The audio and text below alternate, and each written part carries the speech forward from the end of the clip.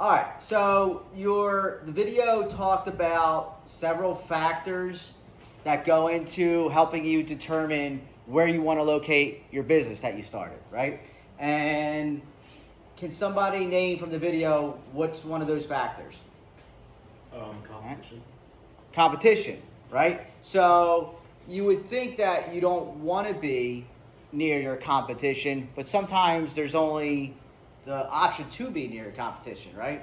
So I talked about Starbucks, right? So you want to be in a highly densely populated area. You want to be in an area that can support, more money for, a higher beverage choice of coffee, right? And so there might already be some coffee stores in that area, but Starbucks is going to go in there anyway and try and compete, or vice versa. An independent is going to open near a Starbucks because if they're doing well, maybe they could support another coffee store. All right. What else did the video talk about? Some factors that will help you determine where you want to locate your business. So it talked about factors that would help you, and then it broke that down even further. So what was some of that? Jack, do you have something? Being close to the material. Being close to material, right? So it talks about proximity. Proximity being a big factor for where you want to put your business. And then it went further into breaking it down into 3 or 4 different areas of proximity, right? So you could put your business, it might be more beneficial, as Jack said, to put it near where your materials are. If you're a manufacturing business that you started, you might want to locate your business near the raw materials that you need to manufacture your product, right?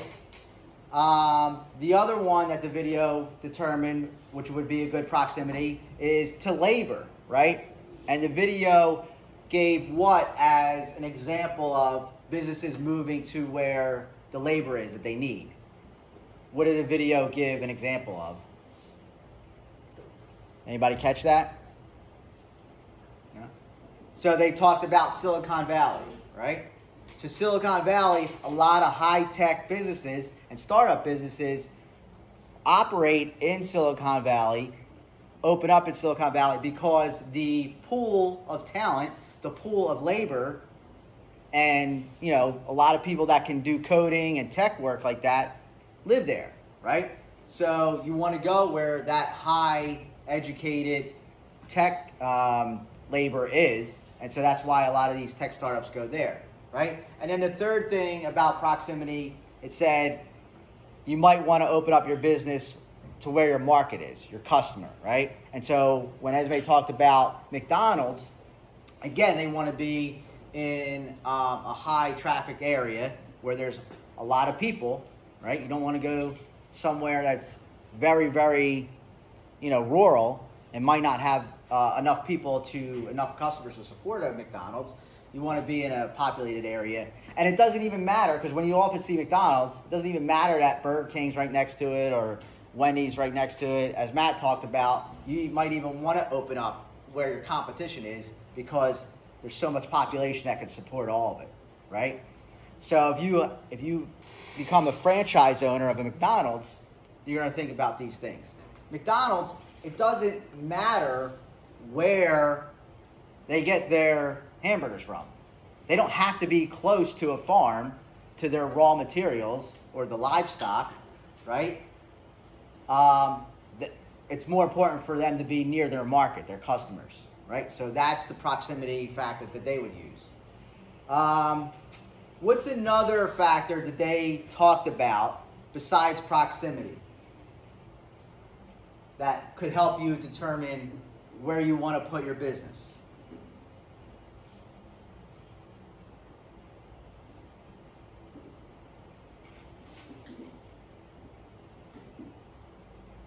The nature of the business, right?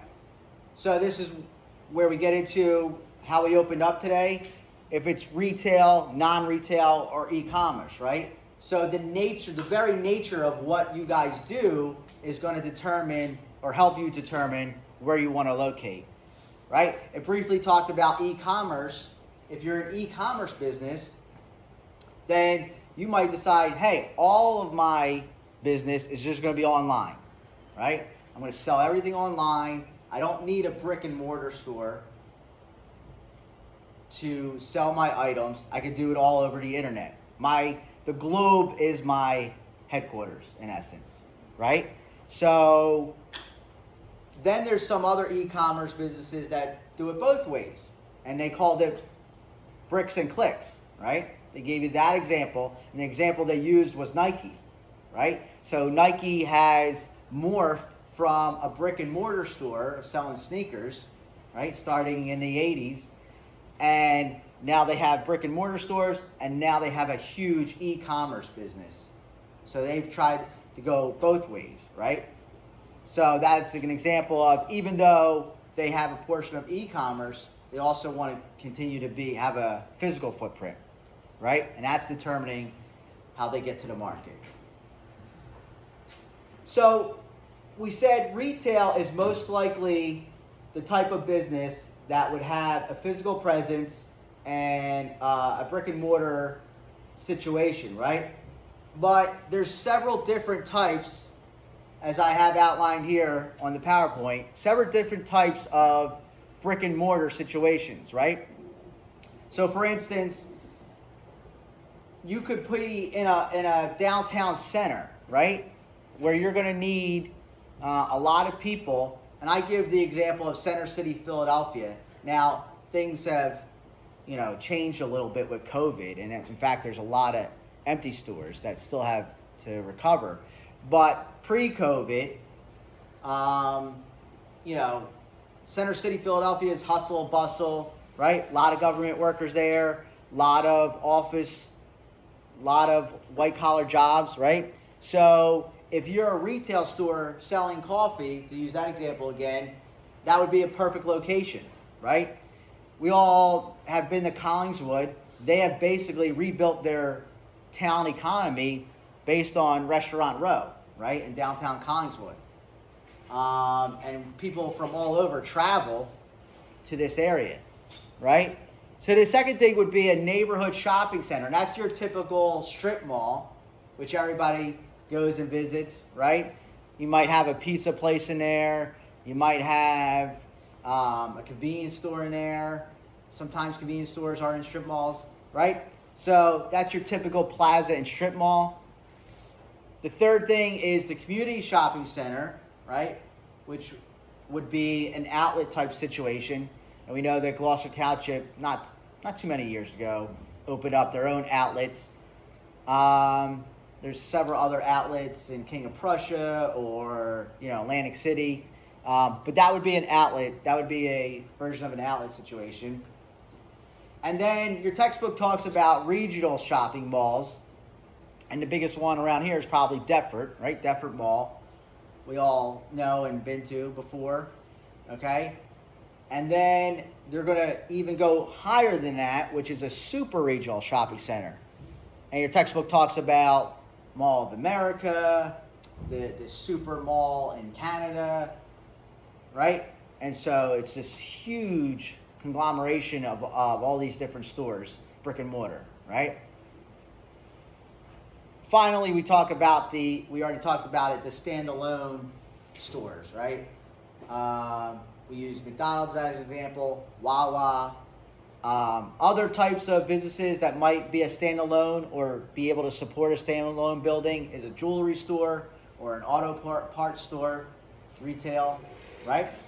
So the retail space, if you're in the retail space, you want to open up that kind of business, these are all the options you have to open up a brick and mortar store, your business, right?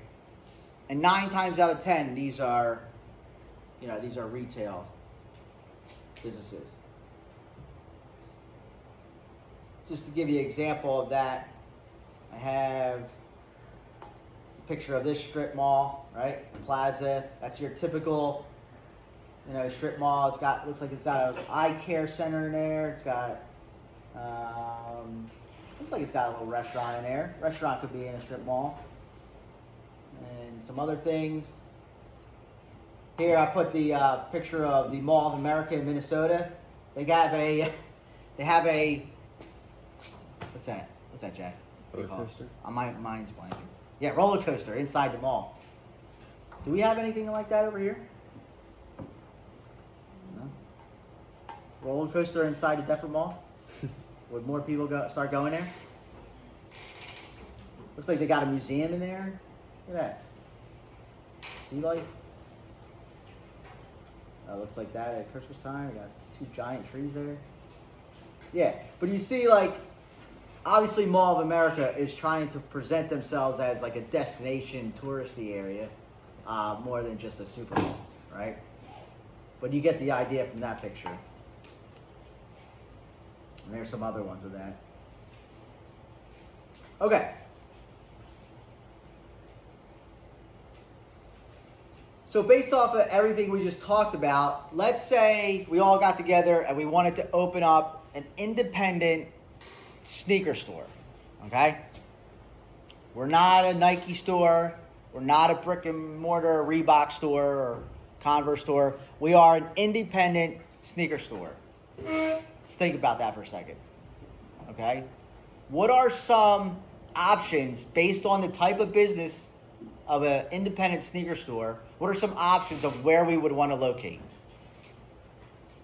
Esme. Maybe like near like a clothing store that sells clothes or something. Okay. So like an outlet store, or like an outlet type area, like the Gloucester Township outlets. There's a lot of clothes stores there. Like a strip mall. A strip mall would be one of them. So an outlet type setting, a strip mall type setting. What else? Would there be any others if we were an independent sneaker store? Would we want to go into the Deptford Mall? No, right? Because, I mean, you could if you wanted to really be brave and go against the top guys like Nike and Converse and whatever. What's some other ones in Deptford Mall? Adidas has one in there, right? So you're an independent, you're opening up brand new, you want to take on the big guys right away? No, right? And the mall probably wouldn't be the best bet because we're trying to get as many customers as possible. Are they going to be able to find us in the mall? Is it the destination area? Right? So probably the mall setting would not be the best choice for an independent sneaker store. So we have outlets, we have a strip mall. Any other ones? Would we want to be a standalone store? Would we want to build our own building or, rent our own building and start up? Has anybody seen any like standalone independent sneaker stores? No, right? When I was a kid, there used to be Sneaker World, but he closed down. So, so that I think the days of independently owned sneaker stores having a standalone brick and mortar store are probably over. You would probably want to go, like Esme said, to a strip mall. All right? Okay, good. All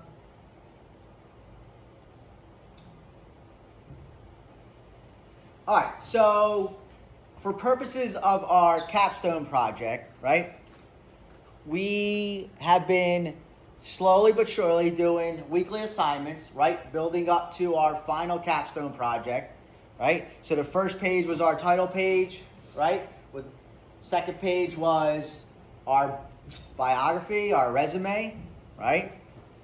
Third section was the introduction to our business and our product that we created, right? Now the fourth part will be location. You're telling the investor where and why you're going to locate your business where you locate it, right? So let's get in our groups and do that for the next 15 minutes to end the class. We'll pick up on Monday with 8.2, which is non-retail businesses, right? So if you're a retail business, we were just talking about retail businesses all day today. Monday and Tuesday, we'll talk about non-retail stores and then getting into further the e-commerce store, right? And where would we want to locate if we were an e-business, or do we not want no physical presence at all? All right, so let's get into our groups and let's work on our capstone project with location.